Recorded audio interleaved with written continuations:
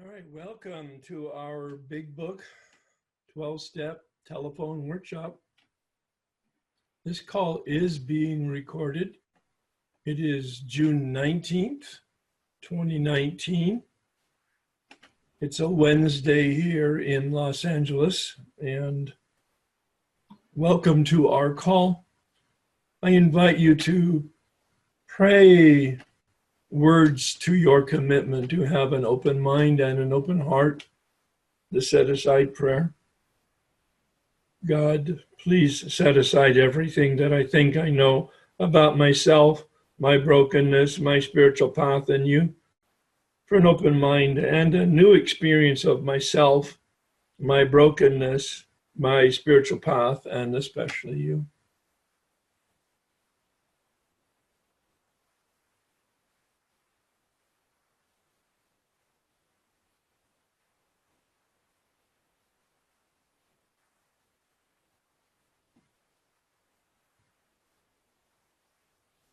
Please join me in the serenity prayer. God, grant me the serenity to accept the things I cannot change, courage to change the things I can, and wisdom to know the difference.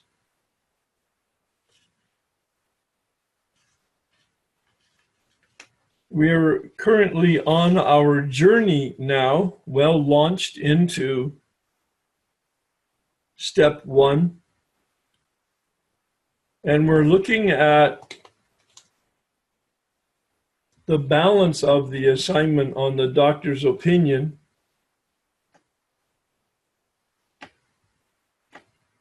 The doctor's opinion, of course, is literally an opinion that we have an allergy that produces a phenomenon of craving.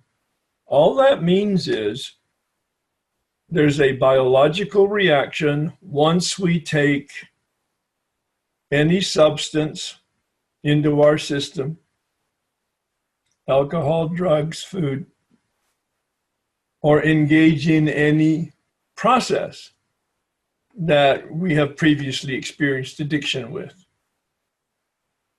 Gambling, codependency, pornography, work, exercise. Although the doctor mentions body and mind, he doesn't spend much time on the mind. Bill begins to talk a little bit about that on page 17 through 23, the final piece of the assignment on the body, where he says very clearly that the body and the mind are a problem. And if it were only the body problem, then we wouldn't have any problem at all. We would just stop and not start. And on page 23, he very clearly says, we can stop, but we can't stay stopped. And so the problem is really a problem of the mind. Why do we start again? And I had you read pages 23 to 43. Looking at whatever you highlight there, specifically surrounding the question, what's wrong with my mind? Bill suggests we have a defective mind. He actually uses the word insanity, but he uses it, like Dr. Silkworth used the word allergy and craving in unique ways for the big book. Bill uses the word insanity in a unique way to describe the problem of the mind. And it's pretty clear that he was using the root word definition coming from the Latin sanus, S-A-N-U-S. And when you put an I-N in front of it, it just means not healthy. Sanos, health. Insanos, not healthy, not appropriate, not reasonable, not common sense. He doesn't mean psychological and psychiatric, and I will continue to reinforce that point because of step 1, certainly. He describes obsession and delusion, which tells us that those are the conditions for a broken mind, meaning it doesn't process reality correctly. But it's actually more important in step two. Step two itself, the step, says that we are returned to sanity. So we really need to understand, well, what does it mean insanity if we're returned to sanity? And in the context of the big book, I believe that just means that we're protected from the obsession, meaning that we have healthy thinking with regard to our addiction, that we're not hijacked beyond our ability to manage and control our addiction. We're given a special gift as the result of these steps, not of step one, not of step two, not of any individual step, but we're given the gift of neutrality as the result of finishing step 9. And he says that on pages 84 and 85 in the big book when he addresses step 10. And he says, now we've entered into the world of the Spirit. Just now. And at step 10, we've come out of the world of steps 1 through 9, the world of self and self-centeredness. That's the spiritual malady. And we're protected from entering into the world of self as long as we do 10, 11, and 12. We're protected from the obsession. We're given a spiritual shield. We're invulnerable to our addiction. That's words that I'm using that aren't in the big book that describes my understanding and my experience with the big book process. And so on page 24, he said, at a certain point in the drinking of every alcoholic, he passes into the state where the most powerful desire to stop drinking is of absolutely no avail. The fact is that most alcoholics, for reasons yet obscure, they hadn't quite got the science of this yet. This is 1939 when he's writing this, have lost the power of choice in drink. This is the key. We do not have a power of choice when we begin. And that's a pretty straightforward concept. So don't begin. But we always begin again. And we've lost the power of choice there. This is much more subversive and much more subtle. Our so-called willpower becomes practically non-existent. We are unable at certain times to bring into our consciousness with sufficient force the memory of the suffering and humiliation of even a week ago or a month ago. We are without defense against the first drink. That's how he starts this section, and that's how he ends this section on page 43. No effective mental defense. This is the whole point. This isn't about knowledge. This isn't about memory. This isn't about knowing the nature of obsession and delusion. This is not about remembering our last binge or our last drink. None of that will have sufficient and effective power to forestall being hijacked by the obsession. Well, this is the theory in the big book, that the shield that will make us invulnerable is a spiritual shield, a gift of grace.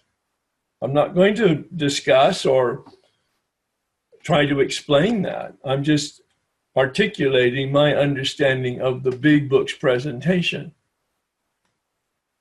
The almost certain consequences that follow taking even a glass of beer.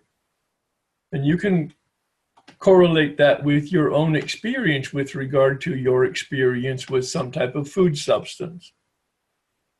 Do not crowd into the mind to deter us. If they do occur, so there's either you get a small consciousness or you get no consciousness at all. They are supplanted with the old threadbare idea that this time it will be different. There is a complete failure of our kind of defense that keeps one from putting his hand on a hot stove. Once you've put your hand on a hot stove in anybody's home, you will never forget where the stove is. And you will always remember that horrible incident of burning your hand.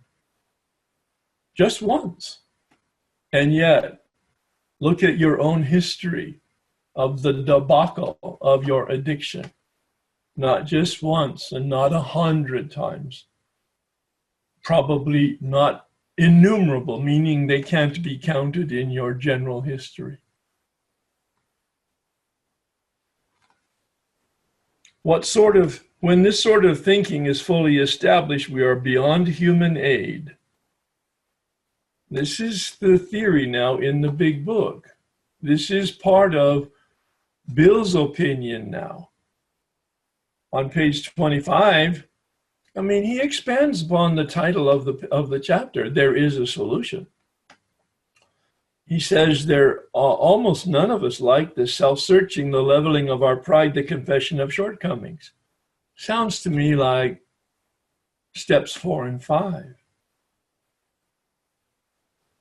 Self-searching, leveling of pride, confession of shortcomings, which the process requires.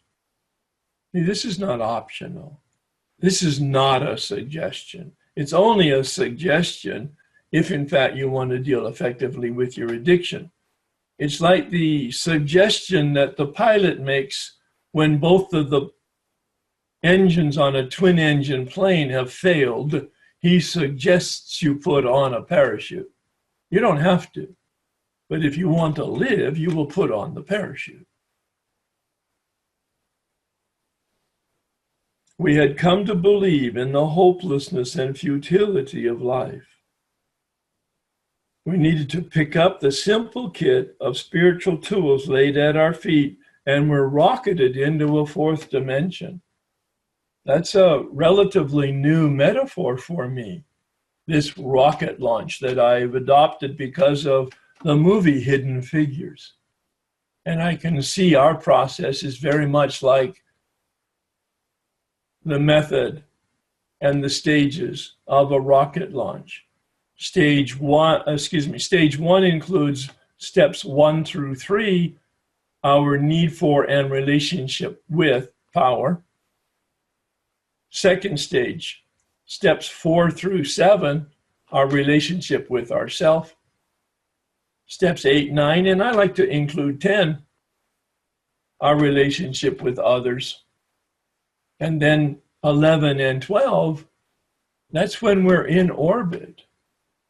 Properly speaking, 10, 11, and 12 are our way of life. These are the tools that keep us in orbit after the rocket has been launched.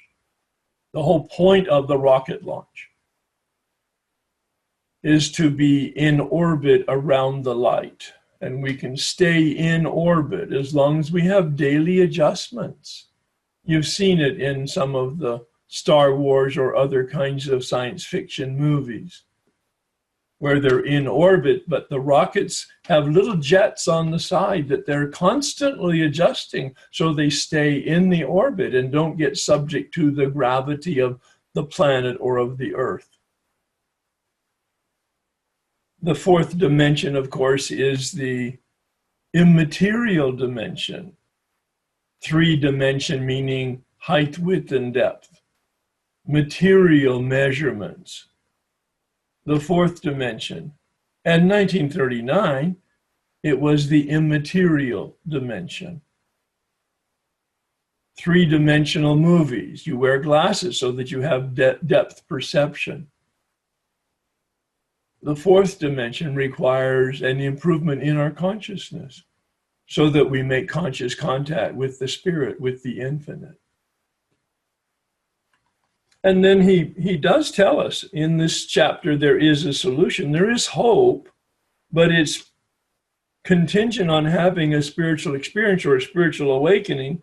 And he talks about that spiritual experience, a revolution in our whole attitude toward life, toward our fellows, toward God's universe. The central facts of our lives today is the absolute certainty that our Creator has entered into our hearts and lives in a way which is indeed miraculous, a gift of grace, our interpretation. God has commenced to accomplish those things for us which we could never do by ourselves. Again, the interpretation of the big book. The only antidote to spirits is the Spirit, capital S. That's the whole thrust of Carl Jung's letter to Bill Wilson in 1961. And he ended that letter by saying, Spiritus contra spiritum. It's Latin. It means the spirit with a capital S, the fourth dimension, is the antidote to spirits, that addiction with a small s. Powerful play on words. If you are seriously an addict, bottom of page 25, there is no middle of the road solution. There's two alternatives.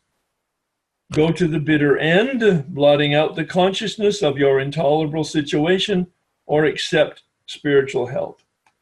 And in a different place, he says, these are not easy alternatives. Bill says there are only two disciplines in Alcoholics Anonymous. There are only two disciplines in dealing with our life. One is God and one is addiction. He says we're either going for one or we're going for the other. Powerful. Rocketed into a fourth dimension, and we're in orbit, unless in fact we're in the gravity pull of our addiction. There's no in between. We either have a relationship with light or we are descending into the darkness. That's the implication. It's pretty dramatic. We did this because we honestly wanted to and were willing to make the effort. Of course, then he talks about Roland Hazard here, pages 26 and 27. And he's really pounding home now that knowledge and self-knowledge are of no avail. Here's Roland Hazard, a really bright guy, chairman of Allied Chemical Corporation, I believe, back in the day, in the 20s and 30s. A bad alcoholic, went to Switzerland for an entire year. Every day got psychoanalytic therapy from Carl Jung for a year, stayed sober the year, left. The day after he left, he got drunk. He came back and he said, so what's up with that? I spent some time and some money. I took all your advice. I stayed sober and then I got drunk. He said, Carl Jung said, yeah. He said, psychiatrists have never been very successful with alcoholics. I thought you were different because of very bright, very motivated, and you had time and money to be able to deal with it. But I was wrong. And Roland said, so what's the solution? He said, stay locked up, have a bodyguard. Well, give me another solution, please. And Carl Jung said, well, I have read William James's varieties of religious experiences.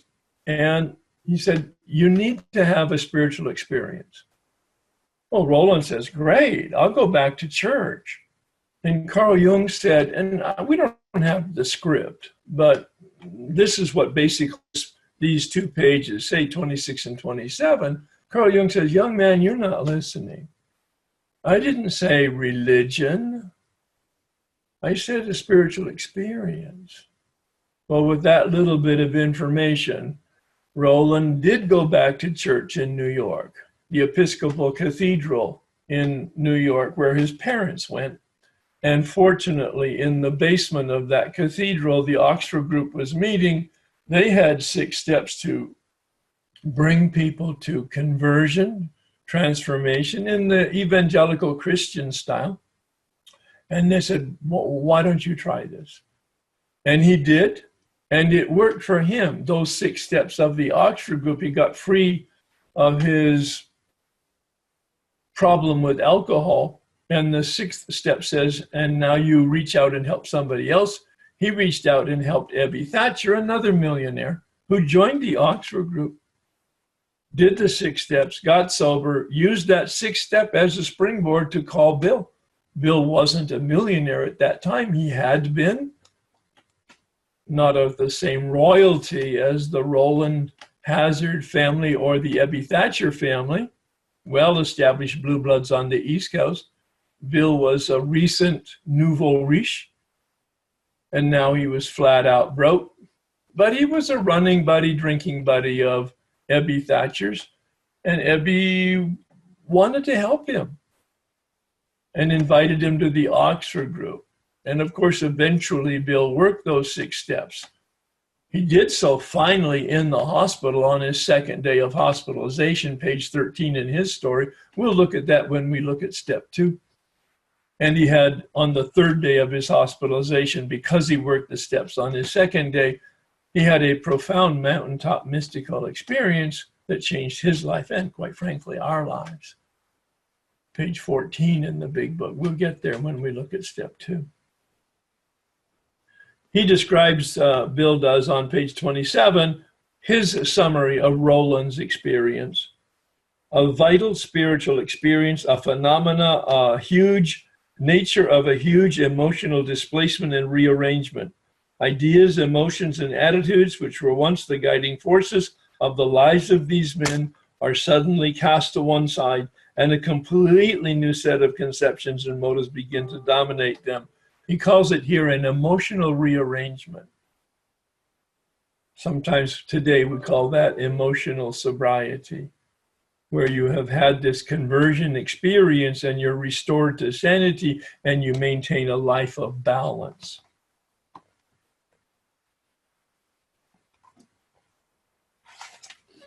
On page 28, he has lots of more poetic and spiritual coaching for us. The desperation of drowning people. We reach out for the loving and powerful hand of God. There are multiple ways that we have discovered God. Faith can be acquired by all of us, whatever our race, creed, or color. We are the children of a living creator with whom we may form a relationship upon simple and understandable terms as soon as we are willing and honest enough to try. Again, honesty is the key and willingness is the keystone, he said, or the cornerstone in step 2. But it's an entirely personal affair. AA does not have a concept of God that you need to adopt. AA has no organization that you're required to join or rules that you're required to follow. All it says is we have a suggested path. We used and applied these 12 steps, and it helped us establish our relationship with the power of our understanding. We suggest you do the same. Page 29, there are clear-cut directions giving how we have recovered, each individual in the personal stories, describe in his own language and from his own point of view how that person established his relationship with God. Hopefully people then can identify, you had a problem the same as me. You solved your problem. I want what you have. I will do what you did. That's the whole point of sharing our story, is identification and giving hope to somebody.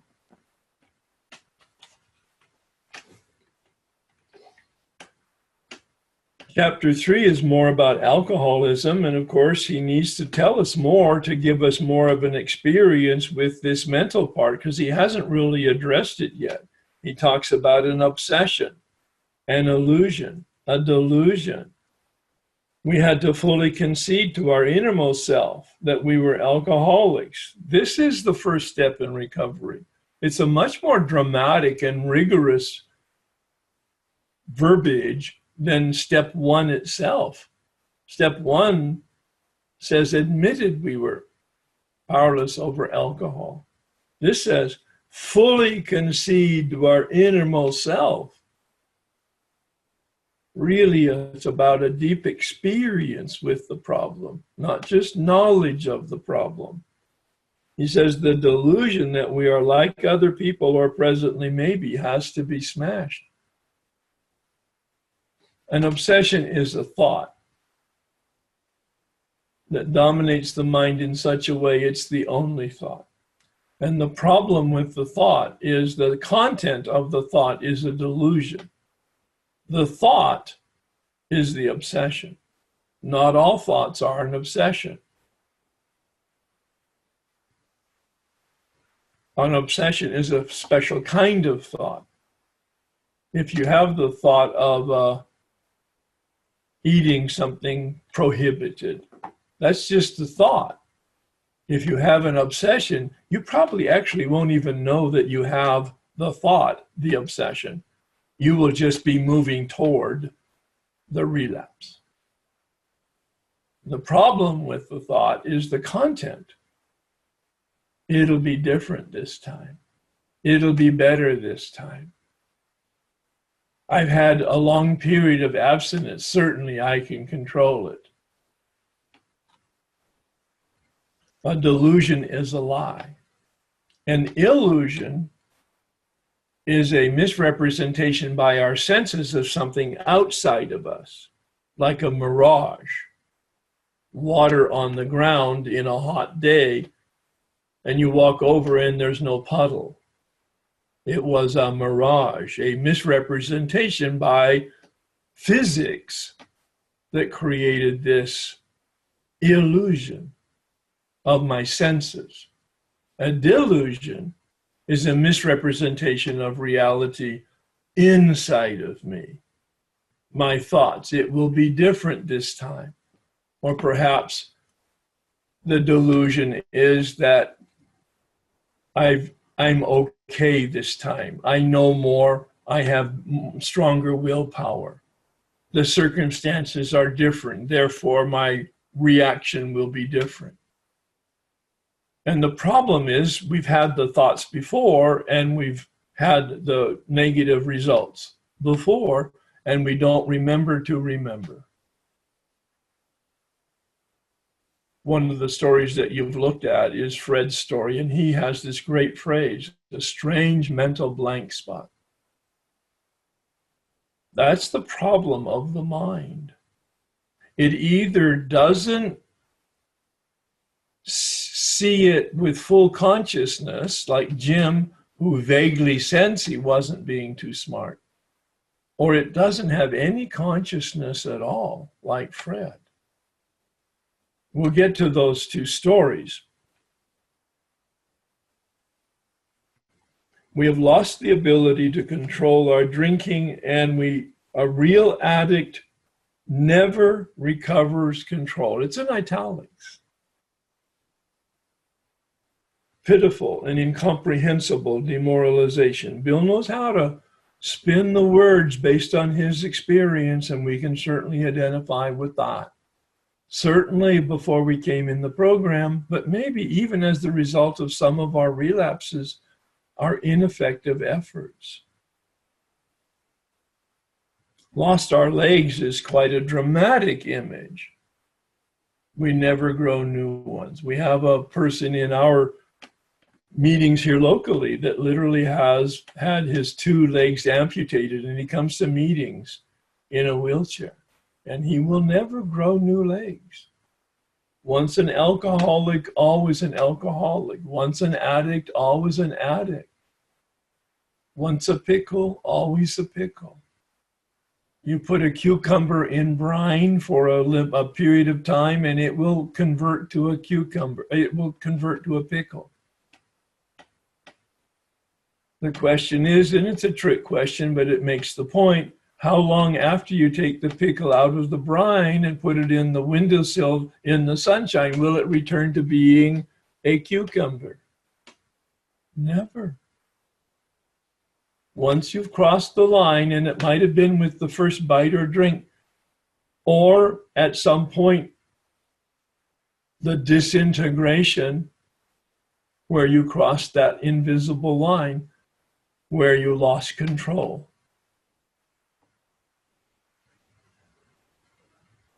Followed always by a still worse relapse, page 31. By every form of self-deception and experimentation, we try to prove ourselves exceptions to the rule. And it's got to be treacherous in the food addiction area. Food being such a staple in our social environment and in all of our cultures. Of course, the big book suggests we're not going to pronounce anybody an alcoholic or an addict.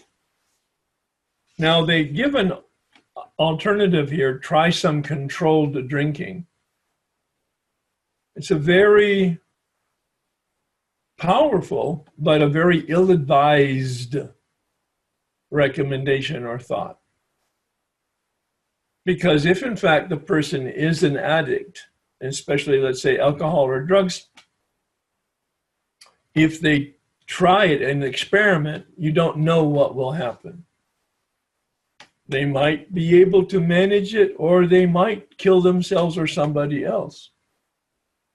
Because the doctor's opinion says once you take it in you, you will lose control as to how much you will take. There's a much better suggestion later on in a couple, 3 pages where he says, try not to drink for a year. And he speculates that most people who are alcoholic will not be able to do that. I know some that have. They've quit for 10, 15, 20 years. But if they don't treat the problem, the spiritual malady, they'll be back in the drinking, or they will find some other decompensating mechanism to deal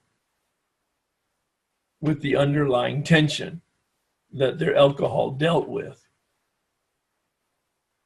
I've seen people walk in with 15 years, 20 years of not drinking, but not doing anything in terms of a 12-step program or any type of religion or any therapy, and they're a mess. They've had multiple marriages, or they've had multiple bankruptcies, or they have neuroses that are very visible, like tics.